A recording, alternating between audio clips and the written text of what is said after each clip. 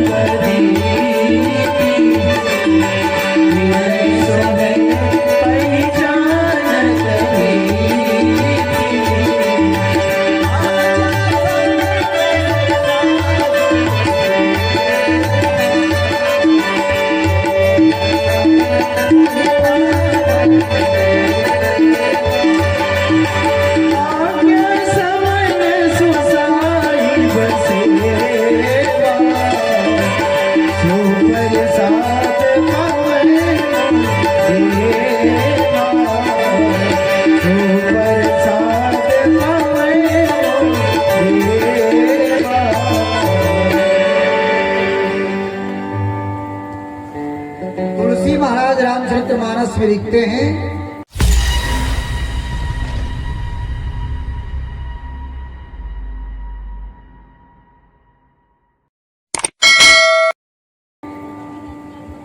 लोक और वेद सारी सृष्टि के निर्माता, सारी सृष्टि के कर्णधार, जिनके आज्ञा के बिना, जिनके आदेश के बिना कोई देवता काम नहीं करते गए, ऐसे महापुरुष को कहते हैं साहिब। साहिब सीता नाथ से और सेवक तुलसी।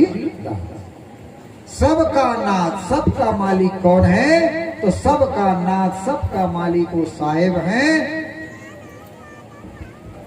इसलिए हमारे कबीर पंथ में केवल साहिब बंदगी ही होता है, क्योंकि साहब का साहिबी सबके घट में समाया है। साहब तेरी साहबी और सब घट रही समान, और जो मेहंदी के पात्र में माने रखी न जा। साहब का साहिबी सबके घट में समाया, इसलिए हम साहेब बंदगी। बंदगी किसका होता है? वो साहेब का बंदगी होता है। आवे न जावे मरे नहीं जन्मे सो निज पियो हमारा। जिनका आना जाना जन्मना मरना नहीं होता उनको साहेब कहते हैं, और जिनका जन्म और मरण होता है उनको भगवान कहते हैं। बात समझ में आ रहा है?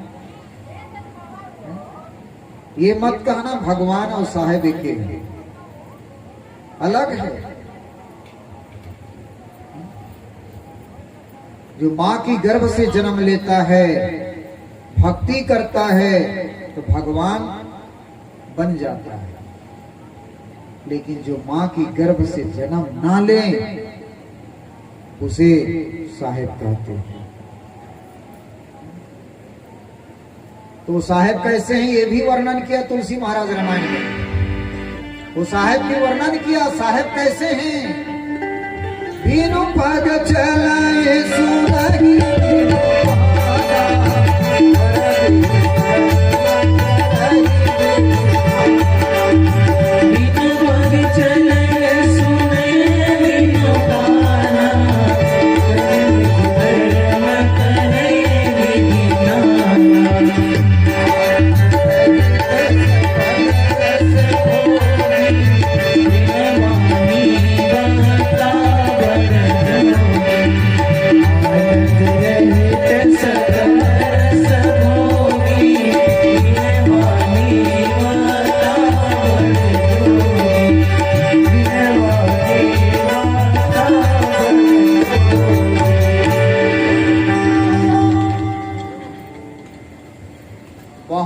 ये कहेंगे कि कबीरपंथी लोग अपना बात रखते हैं, लेकिन मैं अपना बात नहीं रख रहा हूं, मैं रामायण की बात रख रहा हूं। तुलसी महाराज साहेब किसको कहते हैं? तो वो साहेब बिना पैर का चलता है, बिना कान का सुनता है, जब उनका विचार होता है प्रकट होता है, जब उनका विचार होता है लुप्त होता है। न आना और न जाना, न जन्मना न मरना, ये दुख से परे हैं। वो सदा सुखी रहते हैं और सदा सुखी देते हैं, उसी का नाम साहेब। तो मैं वही साहेब की चर्चा कर रहा हूं। वही साहेब इस दुनिया में जीव चेताने के लिए चारों युग में आते हैं। सतयुग में आते हैं तो सत्सुकृत कहलाते हैं, त्रेता में आते हैं तो मुनिद्र कहलाते हैं, द्वापर में आते हैं तो करुणामय कहलाते हैं, और कलयुग में आते हैं तो कबीर कहलाते हैं। युगन युगन हम नाम धरावा, और जिन चिन्ह है तहीं लोक पठावा।